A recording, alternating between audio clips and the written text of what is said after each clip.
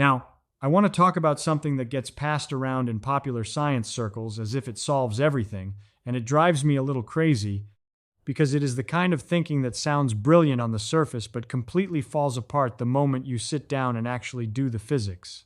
The idea goes like this. Biological creatures, fragile little bags of water and carbon like us, cannot survive a journey across interstellar space because we live too short a time and we break too easily. Fine, that part is correct. But then someone says, well, what if an advanced alien civilization simply uploads their minds into robots? What if they become machines, indestructible and immortal, freed from the tyranny of biology? Then, suddenly, the galaxy is open for business.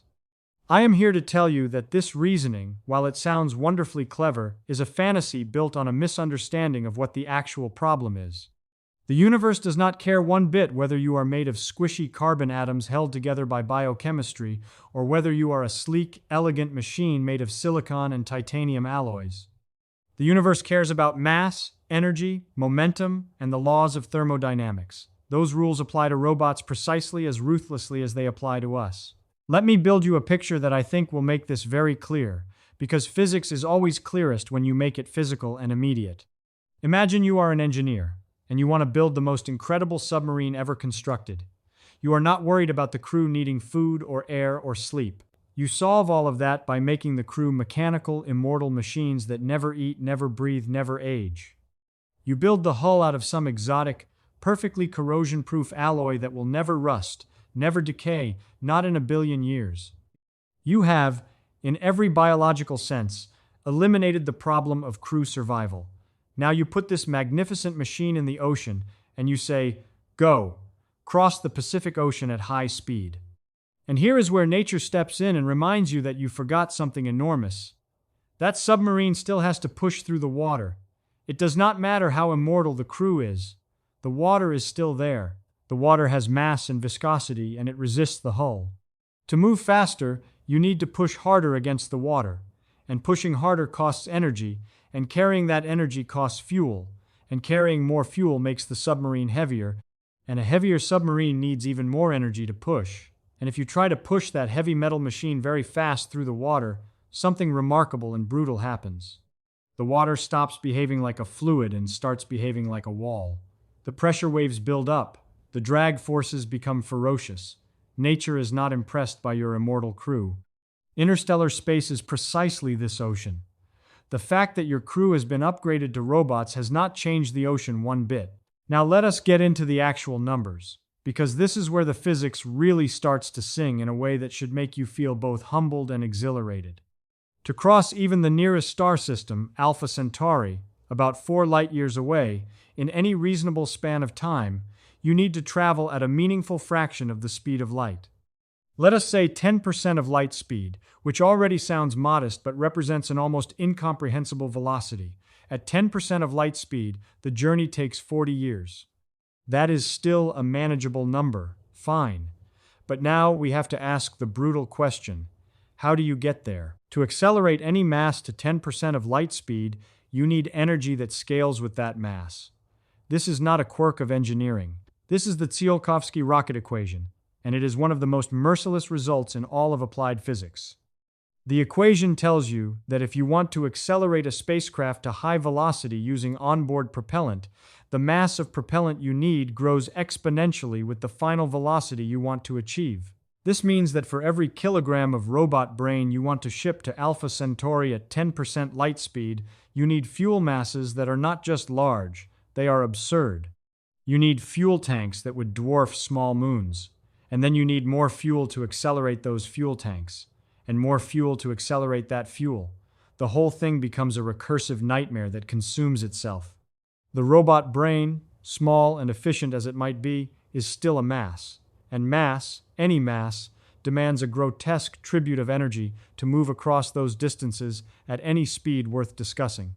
People hear this and they say, well, but what about antimatter engines or exotic theoretical drives? Fine. Even with perfect, 100% efficient antimatter annihilation, which is the best energy release any known physics allows, the numbers are still brutal. You are not talking about large rockets. You are talking about energy budgets comparable to everything your entire civilization produces over centuries, spent on a single probe. And we have not even started talking about what happens when the ship actually gets moving. Because now we have to talk about what interstellar space actually is. People imagine it as perfectly empty, a clean, frictionless void. It is not. Space between the stars is filled with the interstellar medium, a thin but real soup of stray hydrogen atoms, protons, electrons, and microscopic dust grains, tiny particles of silicate and carbon left over from old stellar explosions. Under ordinary circumstances, at the speeds of anything we have ever built, this medium is essentially invisible. It has no practical effect. But at a significant fraction of the speed of light, the physics transforms completely. At 10% of light speed, a single hydrogen atom, one lonely proton, strikes the hull of your robot ship with the kinetic energy of a particle from a high-energy physics accelerator. That is not nothing. That is a real deposited energy event happening millions of times per second across the surface of the ship. And if you push to higher speeds, to 20 or 30% of light speed, the numbers stop being manageable and start being catastrophic. A microscopic dust grain, a particle so small you cannot see it, maybe a millionth of a meter across, strikes the hull with kinetic energy comparable to a small nuclear weapon, not a metaphor, a real comparison of joules. You cannot armor against this in any straightforward way, because the problem is not that the material is too weak. The problem is that at these velocities, no material behaves like a solid. The dust grain does not bounce off. It vaporizes itself, and a chunk of your hull in a burst of plasma and X-rays. Every second of flight at high speed is a continuous bombardment of these events, each one drilling into your shielding, heating your systems, spraying secondary radiation into the interior of the spacecraft. Nature is using its own interstellar medium as a defense system, and it is extraordinarily effective. The robot brain inside the ship is not sitting in a quiet, safe capsule. It is sitting inside a machine being continuously sandblasted by the universe at relativistic velocities. Now, you might try to solve this by going slower, much slower. If you drop your speed to 1% of light speed, or even 0.1%, the dust problem becomes less catastrophic. The energy per collision drops, the ablation rate decreases, the hull can survive longer. The physics becomes more forgiving in that specific dimension. But nature, being the deeply consistent system that it is, immediately hands you a different bill to pay. At 0.1% of light speed, reaching Alpha Centauri takes 4,000 years. Reaching the center of the galaxy takes hundreds of millions of years. And now the second law of thermodynamics steps into the room and introduces itself. Your robot brain, this immortal uploaded consciousness, is not sitting in a stable, unchanging state. It is a physical information system, and all physical information systems exist in a universe that is trying to erase them. Galactic cosmic rays are high-energy particles, protons, atomic nuclei, accelerated to near light speed by supernova shock waves and other violent astrophysical processes. They permeate the galaxy continuously and uniformly. There is no place in interstellar space you can go to escape them. These particles penetrate matter easily. They go through centimeters of metal as if it barely exists, and when they pass through the silicon and metal of a computer system, they deposit energy. They knock electrons around, they flip bits, they change the stored data. In the engineering of systems here on Earth and in Earth orbit, we call this single-event upset and radiation-induced bit flipping. We deal with it constantly in satellites and spacecraft electronics. We use error correction codes, redundant systems, shielded components, and regular maintenance to counteract it. But those solutions all require ongoing active repair. They require a civilization or at least a maintenance system that can detect errors and correct them faster than they accumulate. On a journey of millions of years through the open galaxy, the cosmic ray flux will systematically, relentlessly, bit by bit, corrupt the stored information in any physical computing substrate.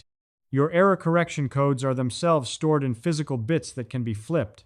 Your redundant backup systems are themselves subject to the same bombardment. The second law does not negotiate. It does not make exceptions for clever engineering. Given enough time, entropy wins. The uploaded mind, even if it started as a perfect copy of some brilliant alien consciousness, will degrade. Not all at once, not dramatically, but incrementally and certainly. Long before such a craft reaches another star system across millions of light years, the information that constitutes the mind inside it will have been scrambled beyond recovery by the patient. Indifferent physics of the cosmos.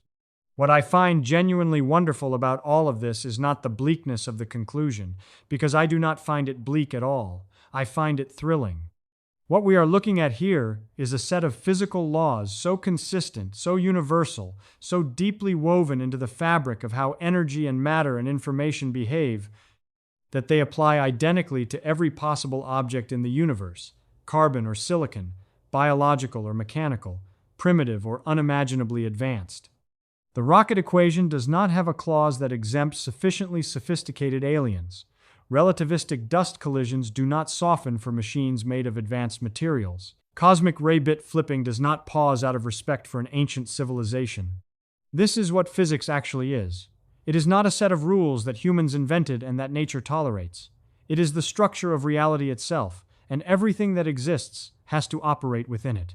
And there is a kind of wild, authentic beauty in recognizing that the same mathematics that makes it hard for us to launch a satellite into low Earth orbit is the same mathematics that keeps the galaxy vast and largely uncrossed by any physical object.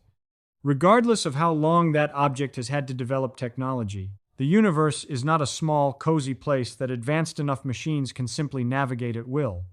It is an enormous, energy-hungry, radiation-soaked, relativistic environment that imposes genuine, binding physical costs on every single kilogram of matter that tries to move through it quickly. Finding that out, sitting with it, turning it over, and understanding why it has to be that way based on first principles, that is the real reward. Not the fantasy of immortal machines casually hopping between stars, but the honest, rigorous, deeply satisfying picture of a cosmos that plays by its own rules, without exception, without compromise, and without any interest in what we would prefer to be true.